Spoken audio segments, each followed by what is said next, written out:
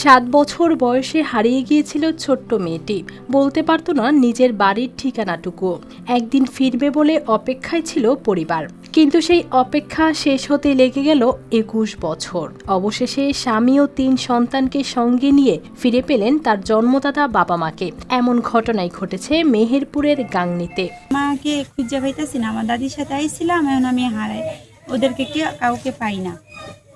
এটা বললা কান্তাসি পরে ওই খালায় আমাকে বলতেছে, ঠিক আছে আসো, তোমাকে একটা বাড়িতে নিয়ে যাই, দেখি ওরা তোমাকে একটু রাখি কিনা, ওরা খুব ভালো মানুষ, ওদের কোনো বোন নাই। পরে আমার ওইখানে নিয়ে গেছে, পরে আমার বড় ভাই আমাকে ওইখানে নিয়ে বলতেছে যে থাক, ও আমাদের কাছে থাকুক, কালা যদি ওর বাপ মা বার হয় তাহলে আমরা ওকে দিয়ে দিব। ছোটবেলায় ঢাকায় বেড়াতে গিয়ে হারিয়ে যান রিনা আক্তার। পরে নারায়ণগঞ্জের মোতালেব হোসেন নামে এক শিক্ষকের বাড়িতে আশ্রয় হয় তার। নিজের মেয়ে না থাকায় রিনাকে মেয়ের মতোই বড় করে তোলেন তিনি। সেখানেই কেটে যায় তার শৈশব ও কৈশোর। পরবর্তীতে বিয়ে করে সংসার শুরু করেন রিনা। তার 3টি সন্তানও রয়েছে। সবার আনন্দই আমার আনন্দ। যায় হ্যাঁ, আমার কাছে যেটা চাইছে আমি যেটা পূরণ করতে পারছি। আমার কাছে চাইছে যে ও মৃত্যুর আগে ওর বাপ মায়ের চেহারা দেখার লাগে, আল্লাহ আমার দ্বারা আমি পারছি ওর বাপ মার চেহারা দেখাইতে। ছোটবেলায় হারিয়ে যাওয়ার কারণে নিজের গ্রামের নাম বা ঠিকানা কিছুই বলতে পারতেন না। শেষ পর্যন্ত একটি অনলাইন অনুষ্ঠানের মাধ্যমে মেলে তার পরিবারের সন্ধান।